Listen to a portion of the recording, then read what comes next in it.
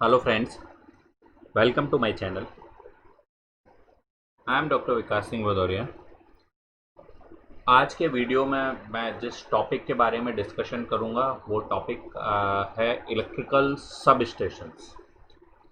क्योंकि जब भी हम इलेक्ट्रिकल इंजीनियरिंग की बात करते हैं, इलेक्ट्रिकल इंजीनियरिंग में सबसे पहला जो पार्ट होता है वो है जनरेशन। आप किसी जनरेटिंग स्टेशंस पर इलेक्ट्रिसिटी को जनरेट करते हैं through different mode of generators. वो कन्वेंशनल हो सकता है, नॉन कन्वेंशनल हो सकता है। वो टाइप ऑफ जनरेटर्स और या किन किन मेथड्स से हम इलेक्ट्रिसिटी जनरेट करते हैं वो आने वाले वीडियोस में मैं आपको बताऊंगा।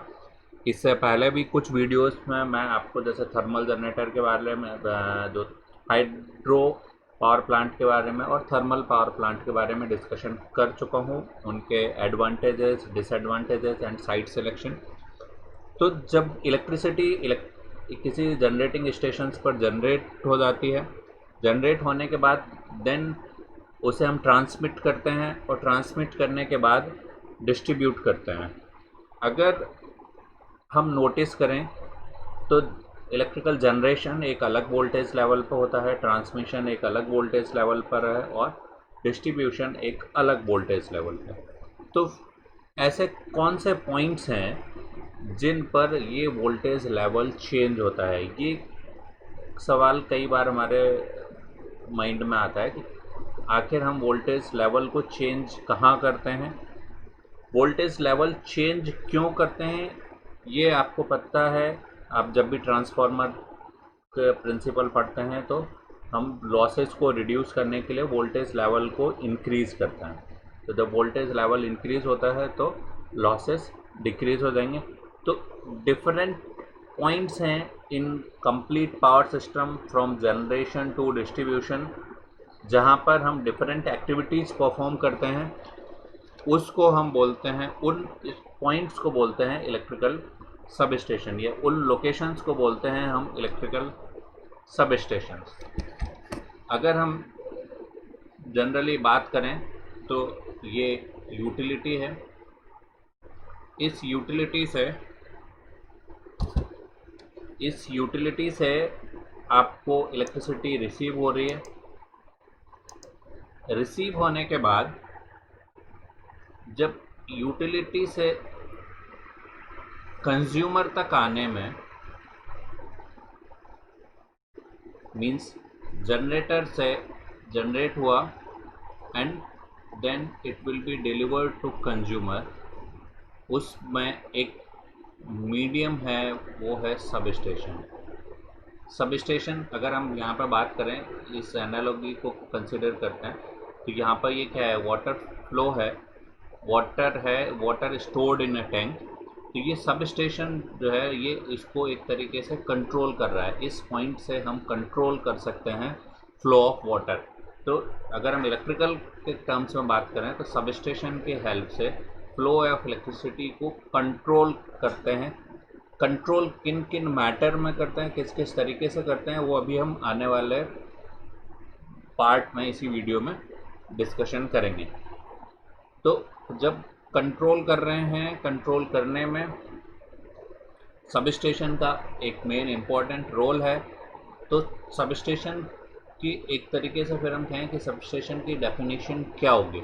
सो substation it is a part of power system, यानी इस पावर सिस्टम का ही पार्ट है जहाँ पर हम करते क्या हैं, वोल्टेज इज ट्रांसफॉर्म। जब ये वोल्टेज ट्रांसफॉर्म कर रहे हैं तो ट्रांसफॉर्म किस तरीके से होगा, फ्रॉम हाई टू लो, या तो हम ज़्यादा से कम कर रहे होंगे या फिर लो टू हाई। दोनों ही काम, स्टेप अप भी कर सकते हैं और स्टेप डाउन भी कर सकते हैं। देन ये step up and step down ये डिपेंड करेगा कि हम उसको किस पर्पज़ से यूज़ कर रहे हैं उसके आगे। सो द पर्पज़ में be the transmission and distribution. तो अगर आप ट्रांसमिशन के लिए कर रहे होगे तो स्टेप अप करोगे, डिस्ट्रीब्यूशन के लिए कर रहे होगे तो स्टेप डाउन करोगे। अनदर वर्क में बी द ट्रांसफॉर्मेशन। आप हो सकता है कि उसे ट्रांसफॉर्म कर रहे हो एक फॉर्म से दूसरे फॉर्मेट, या फिर सब स्टेशन का जो एक और जो इम्पोर्टेंट वर्क है that is switching. Means sub station एक स्विचिंग पर्पज से भी यूज़ करते हैं, मीन्स भी हम जनरल उस सब स्टेशन की हेल्प से टोटली कंट्रोल कर रहे हैं इलेक्ट्रिकल फ्लो को from utility to consumer.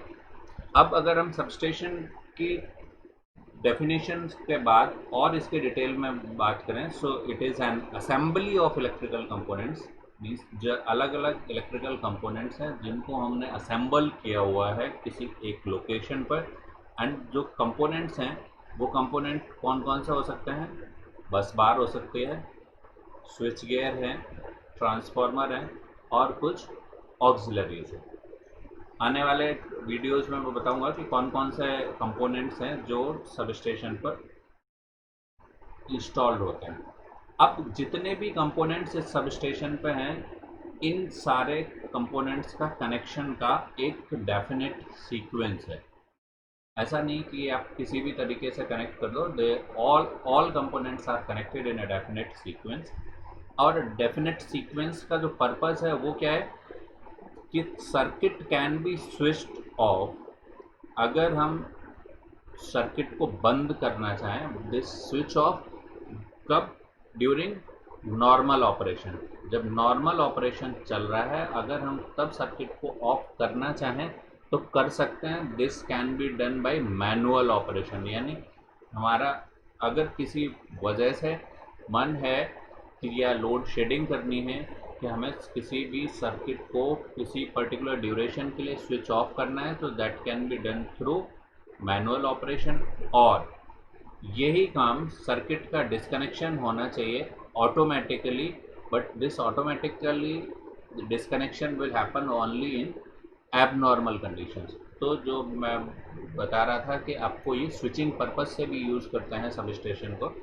So normal condition में आप मैनुअली स्विच ऑफ कर सकते हैं, एंड एबनॉर्मल कंडीशन में जब शॉर्ट सर्किट या कोई फॉल्ट हो रही है तब ये सब स्टेशन ऑटोमेटिकली उस पर्टिकुलर पार्ट को डिस्कनेक्ट कर देना चाहिए। ये एक सब स्टेशन की क्वालिटी होगी।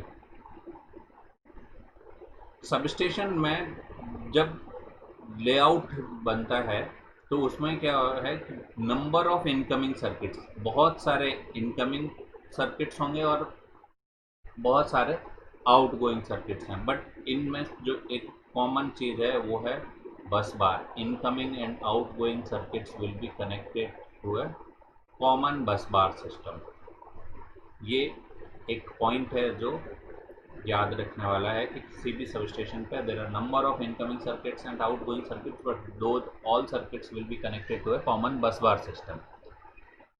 अब बात आती है कि सब स्टेशन पर इलेक्ट्रिकल पावर आती कहाँ से। So substation will receive power from generating station, then generating station से किसके थ्रू आएगी? Through transmission line. And again जो सब स्टेशन का काम है कि ट्रांसमिशन लाइन से पावर को रिसीव करना, रिक्वायरमेंट के अकॉर्डिंग मॉडिफाई करना, एंड देन अगेन वो डिलीवर कर देगा टू आउटगोइंग ट्रांसमिशन लाइन। तो सब स्टेशन के जो मेन टास्क हैं, जैसा कि मैंने आपको बताया ना कि जब भी कोई फॉल्ट हो रही है उस फॉल्ट कंडीशन में सब स्टेशन ऑटोमेटिकली डिस्कनेक्ट कर दे उस सर्किट को। सो काम हो गया उसका protection of transmission system. Then normal conditions में हम उसको कंट्रोल कर सकते हैं ऑफ या ऑन करके, तो it can control the exchange of energy. ये स्टेबिलिटी भी मेंटेन करेगा। अगर किसी भी कंडीशन में हमें सर्किट को कनेक्ट या डिस्कनेक्ट करना है तो वो कर सकते हैं। डिस्कनेक्ट करके हम लोड शेडिंग कर सकते हैं, और लोड शेडिंग की रिक्वायरमेंट कब पड़ती है? To maintain the system frequencies. अगर फ्रीक्वेंसी कम होती जा रही है तो हमें लोड को डिस्कनेक्ट करना पड़ेगा, means we are having a requirement of load shedding. Then voltage control भी करते हैं हम सब स्टेशन पर। ये वोल्टेज कंट्रोल किस तरीके से करेंगे? This will be done by reducing the reactive power flow, और रिएक्टिव पावर फ्लो को रिड्यूस करने के लिए हम कंपनसेशन प्रोवाइड करते हैं, reactive power compensation. Tap changing भी कर सकते हैं सब स्टेशन पर। Then securing the supply by providing adequate line capacity, supply की सिक्योरिटी करेंगे। देन डेटा ट्रांसमिशन, जो अभी लेटेस्ट ट्रांसमिशन लाइन्स में आप जो मॉनिटरिंग होती है थ्रू स्काडा, तो वहाँ पर क्या है, आपका डेटा ट्रांसमिशन भी होगा सब स्टेशन पर। सब स्टेशन का मेन टास्क है data transmission. This data transmission will be through the power line carrier, और जो वो डेटा का जो पर्पस है that will be monitoring, control and protection. वो डेटा इन 3 पर्पस से यूज़ किया जाएगा। फॉल्ट का एनालिसिस करना and pinpointing means identify करना, क्या, identify the cause, and cause identify करने के बाद then subsequent improvement in that area, किस एरिया में फॉल्ट हुआ है। Then determining the energy transfer through transmission lines, then also ensure the reliability of the supply. These are the some main tasks of substations. Then the desirable characteristics of substation, सबसे पहली चीज़ है कि it should be located at a proper site. Then it should provide safe and reliable arrangement, means safety भी होनी चाहिए and reliability भी होनी चाहिए। तो जब safety की बात करते हैं तो safety में it should maintain the regulation clearance, means जब सब स्टेशन पर इतना क्लियरेंस होना चाहिए कि अगर कभी भी मेंटेनेंस के पर्पज से कोई भी पर्सन सब स्टेशन पर जाता है तो वो उसमें उसकी मूवमेंट फ्री रहे। देन ये इसी का जो पॉइंट है that it will this free movement और जो क्लियरेंस है that will facilitate for the repair and maintenance. और ये जो रिपेयर एंड मेंटेनेंस कब आएगा, ड्यूरिंग द एबनॉर्मल अकरेंस, और ये abnormal occurrence may be due to short circuit और any other cause. Then the reliability means it should have the good design and construction. इसकी जो सबस्टेशन की जो design है, कंस्ट्रक्शन है, that should be good, means ये reliable होना चाहिए और ये इजीली ऑपरेटेड, और मेंटेनेंस, इसका ऑपरेशन एंड मेंटेनेंस इजी होना चाहिए।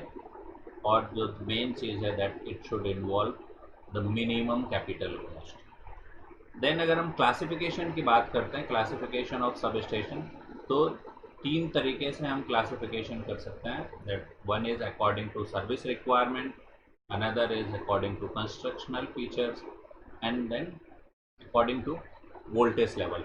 इन तीनों क्लासिफिकेशन को हम 1 बाय 1 डिस्कस करेंगे। तो अकॉर्डिंग टू सर्विस रिक्वायरमेंट की बात करें तो जो पहला है वो है transformer sub station. Transformer sub station, जैसा कि हमें पता है कि ट्रांसफार्मर का काम होता है वोल्टेज को अप या डाउन करना। तो ट्रांसफार्मर सब स्टेशन की जो रिक्वायरमेंट है वोल्टेज को अप या डाउन करने के पर्पज़ से पड़ेगी। और जब हम ट्रांसमिशन सिस्टम में, पूरे पावर सिस्टम में जब इलेक्ट्रिसिटी को ट्रांसमिट करना है तो तब हमें स्टेप अप ट्रांसफार्मर यूज़ करना होगा, और जब डिस्ट्रीब्यूशन के लिए जाएंगे तब हमें स्टेप डाउन ट्रांसफार्मर यूज़ करना होगा। Then switching substation. Switching substation, जब हमें किसी भी पर्टिकुलर सर्किट को कनेक्ट या डिसकनेक्ट करना है तो उस पर्पज़ से जब भी कोई सब स्टेशन का यूज़ हो रहा है तो that will be called as switching substation. Then जो रिएक्टिव पावर कंपनसेशन के लिए जो सब स्टेशंस यूज़ करते हैं, जहाँ पर हम कैपेसिटर और other power factor improvement devices install करते हैं, उन सब स्टेशंस को बोलते हैं हम power factor correction substations. Then frequency changer, suppose एक लेवल ऑफ फ्रीक्वेंसी से दूसरे लेवल में चेंज करना है तो जिस सब स्टेशन पर फ्रीक्वेंसी चेंज होगी उस सब स्टेशन को बोलेंगे हम frequency changer substation. Then converting substation. Converting substations वो हैं, इनकी जो मेन रिक्वायरमेंट होती है जब हम एक फॉर्म से दूसरे फॉर्म में, यानी एसी से डीसी या फिर डीसी से एसी कन्वर्ट कर रहे हैं, तो उस टाइम पर कन्वर्टिंग सब स्टेशंस की रिक्वायरमेंट होगी। देन इंडस्ट्रियल सब स्टेशंस, ये वो सब स्टेशंस हैं जहाँ पर ट्रांसमिशन सिस्टम से अपने जो लार्ज कंज्यूमर्स हैं उनको डायरेक्टली सप्लाई प्रोवाइड कर दे, तो उनके लिए जो सब इस पर्पज़ से जो सब स्टेशंस बनाए जाते हैं उनको बोलते हैं हम इंडस्ट्रियल सब स्टेशंस। देन मोबाइल सब स्टेशंस मीन्स जब कभी अगर टेम्परेरी रिक्वायरमेंट है कुछ दिन के लिए, अगर सब स्टेशन बनाना है किसी एक पर्टिकुलर लोकेशन पर, एंड देन फिर हम क्या करेंगे, उसको जब वहाँ से वो उसका यूज़ ख़त्म हो गया तो उसको वहाँ से शिफ्ट करके दूसरी जगह जहाँ पर उसकी रिक्वायरमेंट है वहाँ पर अगर हम उसे मूव कर देते हैं, तो ये इस टाइप के सब स्टेशंस को बोलेंगे हम mobile substations. Then according to constructional features की बात करें तो इंडोर सब स्टेशंस मीन्स जो अंदर बनाए जाते हैं। आउटडोर सब स्टेशंस जो बाहर की साइड रहते हैं, जनरली हम आउटडोर सब स्टेशंस की बात करते हैं, हमें आउटडोर सब स्टेशंस ही दिखाई देते हैं मैक्सिमम जगह। नेक्स्ट है अंडरग्राउंड। ये अंडरग्राउंड सब स्टेशंस की जो ज़रूरत पड़ती है सबसे ज़्यादा उन जगह पर पड़ती है जहाँ पर जो पॉपुलेशन डेंसिटी है वो बहुत ज़्यादा कंजस्टेड है और ओवर द अर्थ सरफेस यानी ऊपर इतनी स्पेस अवेलेबल नहीं है, तब हम क्या करते हैं अंडरग्राउंड सब स्टेशंस के लिए मूव करते हैं और वो उस टाइम पर अंडरग्राउंड सब स्टेशन का इंस्टॉलेशन होता है। नेक्स्ट है पोल माउंटेड सब स्टेशन। ये आपको आसानी से दिखाई दे जाएंगे, किसी जो है ना अर्थ सरफेस पर एक कुछ पोल इंस्टॉल्ड होंगे और उन पर हमने सब स्टेशन को फॉर्म कर दिया है। Then according to voltage level की बात करें तो extra high voltage, medium voltage, low voltage, ultra high voltage substation भी है, या फिर HVDC substation. As per the level of voltage हम सब स्टेशंस को क्लासिफाई करते हैं कि वो मीडियम वोल्टेज सब स्टेशन है, लो वोल्टेज है, हाई वोल्टेज है, एक्स्ट्रा हाई वोल्टेज है, या फिर अल्ट्रा हाई वोल्टेज है, या फिर अगर DC यूज़ हो रहे हैं तो वो हाई वोल्टेज HVDC है। अगर कंपैरिजन की बात करें इंडोर वर्सेस आउटडोर सब स्टेशंस में, तो इंडोर में जो स्पेस रिक्वायरमेंट है वो क्या होगी, इंडोर के लिए कम होगी बट आउटडोर के लिए ज़्यादा होगी। Then time required for erection, outdoor substation में ऑब्वियस बात है कम लगेगा बट इंडोर के लिए थोड़ा सा ज़्यादा लगेगा। फ्यूचर एक्सटेंशन आउटडोर में आसान होता है बट इंडोर में इट इज़ डिफ़िकल्ट क्योंकि वो बाउंड्री में लिमिटेड है already. Fault location outdoor substation में आसानी से आप देख सकते हो क्योंकि सारे इक्विपमेंट्स ओपन हैं, आप सब फुल व्यू में, तो आप आसानी से आइडेंटिफाई कर सकते हो fault location. But indoor sub station में इट इज़ डिफ़िकल्ट क्योंकि सारे इक्विपमेंट्स इनक्लोज्ड होते हैं। कॉस्ट वाइज अगर बात करते हैं तो आउटडोर सब स्टेशन की कॉस्ट कम है, इंडोर की कॉस्ट ज़्यादा है क्योंकि वहाँ पर आपको इक्विपमेंट के अलावा भी इंफ्रास्ट्रक्चर बनाने में कॉस्ट लग जाती है। ऑपरेशन आउटडोर सब स्टेशन जो ये लिटिल बिट डिफ़िकल्ट है बट इंडोर का ये थोड़ा सा इजी रहेगा। देन फॉल्ट एस्केलेशन की बात करें तो ये it will be less because greater clearance can be provided, but indoor sub station में ये जो है थोड़ा सा ज़्यादा रहेगा। देन पोल माउंटेड सब स्टेशन की अगर हम बात करें तो पोल माउंटेड सब स्टेशन आपको अक्सर दिखाई दे जाएंगे। यहाँ पर अगर हम इस फिगर में देखते हैं तो यहाँ पर देखिए ये एक पोल ये है, दूसरा पोल ये है, इस पोल पर ये एक क्लैंप लगी है, क्लैंप पर ये एक ट्रांसफार्मर इंस्टॉल्ड है, और इसके बाद अगर आप यहाँ पर देखें तो ये यहाँ पर एक ऑपरेटिंग हैंडल है फॉर आइसोलेटर, यानी इस हैंडल की हेल्प से आप जो यहाँ पर आइसोलेटर्स लगे हुए हैं इन आइसोलेटर्स को ओपन या क्लोज कर सकते हो। यहीं पर फ्यूजेस हैं, देन अरेस्टर्स हैं और इंसुलेटर्स हैं। यहाँ पर अगर आप देखेंगे तो एक तरफ से ये इनकमिंग लाइन है और दूसरे तरफ से ये आउटगोइंग। तो ये डिफरेंट कंपोनेंट्स हैं जो एक पोल माउंटेड सब स्टेशन पर आपको आसानी से दिखाई दे जाएंगे। ये जो पार्ट है ये आपको यहाँ पर इंसुलेटर,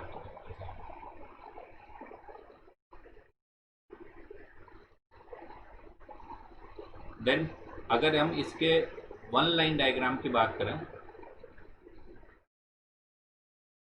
तो वन लाइन डायग्राम में ये इसमें lightning arrester, fuse, then isolating switch, transformer, then two lines. ये इसका आपको जो व्यू है, साइड व्यू कह सकते हैं हम पोल माउंटेड सब स्टेशन का, और ये है इसका one line.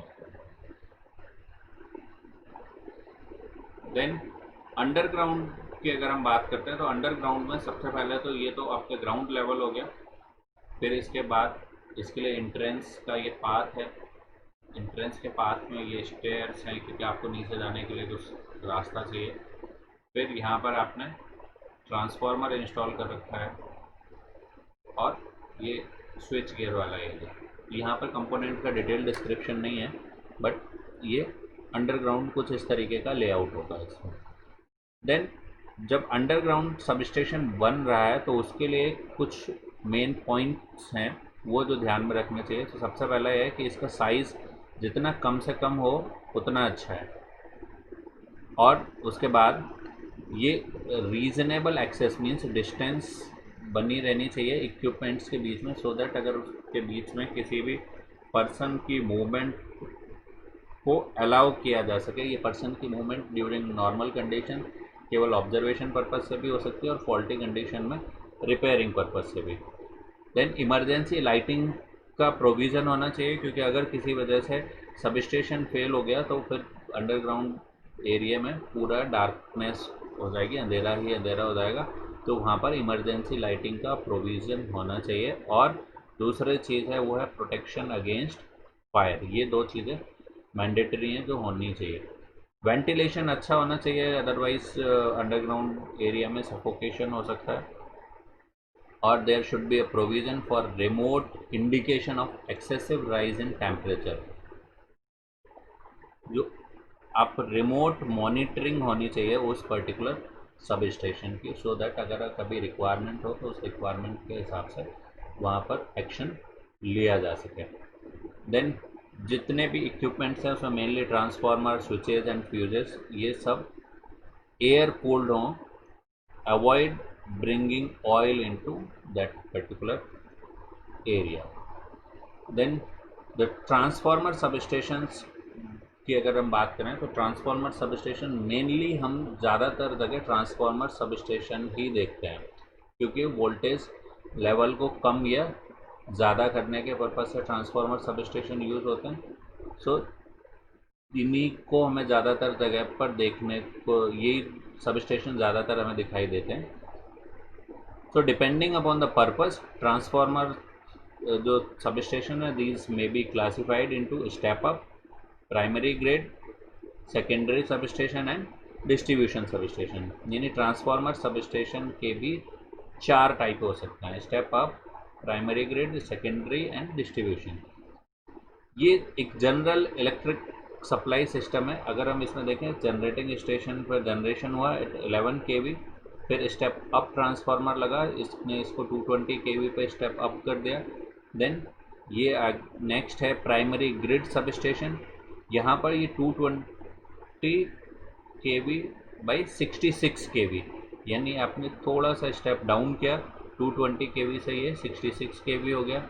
Then secondary substation, secondary पर ये 66 से 11 kV में स्टेप डाउन हो गया। अच्छा, एक चीज़ और ध्यान रखना है कि यहाँ पर ये सेकेंडरी सब स्टेशन और ये सेकेंडरी सब स्टेशन ये सारे इंटरकनेक्टेड हैं। देन इसके बाद सेकेंडरी सब स्टेशन से जो अगर हाई वोल्टेज कंज्यूमर है, इनको सीधा डायरेक्ट सप्लाई दे दिया एट 11 kV, एंड अगेन इसके बाद जो 11 kV से इसको फर्दर डिस्ट्रीब्यूशन पर्पज से स्टेप डाउन कर दिया एट 0.4 kV या फिर आप 440 वोल्ट करो। So next will be the distribution substation. तो step up, then primary grid, then secondary and then distribution. यही 4 टाइप हुए ट्रांसफार्मर सब स्टेशन के। अगर इन चारों को हम एक एक करके डिस्कस करें तो स्टेप अप सब स्टेशन, यहाँ पर आपने 11 kV को 220 kV पर स्टेप अप किया, और ये जनरली कहाँ होगा, जहाँ पर पावर हाउस है, यानी जहाँ पर जनरेट हो रहा है जनरेटर के पास ही रहेगा। देन प्राइमरी ग्रिड, यहाँ पर the electric power which is transmitted at 220 kV, और जो प्राइमरी ग्रिड सब स्टेशन पर जो ये 220 kV है, इसका वोल्टेज लेवल रिड्यूस होता है at 66 kV for secondary transmission. ये भी जो ये सब स्टेशन है ये जनरली आउटडोर टाइप के हैं। देन जो सेकेंडरी सब स्टेशन है, यहाँ पर जो वोल्टेज लेवल है वो जो 66 kV था, 66 kV से इसको फर्दर स्टेप डाउन कर दिया एट 11 kV। और जो 11 kV जहाँ पर जो है ना जो लार्ज कंज्यूमर्स हैं 11 kV वहाँ से डायरेक्ट उनको दे दी, और फर्दर उसको हमने नेक्स्ट डिस्ट्रीब्यूशन सब स्टेशन के लिए ट्रांसमिट कर दिया थ्रू ट्रांसमिशन लाइन कि वहाँ पर 11 kV को फर्दर स्टेप डाउन किया जा सकता है। जो सेकेंडरी सब स्टेशन है ये भी जनरली आउटडोर टाइप ही होता है। देन डिस्ट्रीब्यूशन सब स्टेशन जो 11 kV से जो वहाँ पर आके रिसीव हुआ, देन उसको फर्दर से स्टेप डाउन किया। देन ये जो है 400 या 440 वोल्ट पर आपने इसको स्टेप डाउन किया। इसके बाद अगर यूज़ करना है उसको 3 फेज़ 4 वायर सप्लाई के तरीके से यूज़ करना है। तो अगर एनी फेज़ एंड न्यूट्रल के जो बीच का वोल्टेज है वो होगा 230 वोल्ट। अगर सिंगल फेस लोड की रिक्वायरमेंट है तो एक फेस और न्यूट्रल के बीच में रन करके चला लेंगे, और अगर 3 फेस लोड है देन 3 फेस लोड कनेक्ट हो जाएगा थ्रू 3 फेजेस। और जो मेजॉरिटी डिस्ट्रीब्यूशन सब स्टेशंस हैं ये पोल माउंटेड टाइप के हैं, जैसा कि अभी हमने पिछले फोटो में देखा है। ये जो कंटेंट प्रिपेयर किया गया मैक्सिमम कंटेंट ये बुक वी के Mehta principle of power system इससे लिया गया है। आशा है आपको सब स्टेशन के बारे में पूरी जानकारी मिल गई होगी। आपको ये वीडियो कैसा लगा कमेंट बॉक्स में ज़रूर मेंशन कीजिएगा, और मेरे चैनल से जुड़े रहिएगा। चैनल से जुड़ने के लिए चैनल को सब्सक्राइब कीजिए, और सब्सक्राइब करने के बाद बेल आइकन को प्रेस करना बिल्कुल मत भूलिए, जिससे जब भी कोई मैं नया वीडियो अपलोड करूं तो आपको इमीडिएटली नोटिफिकेशन मिल जाए। Thanks for watching.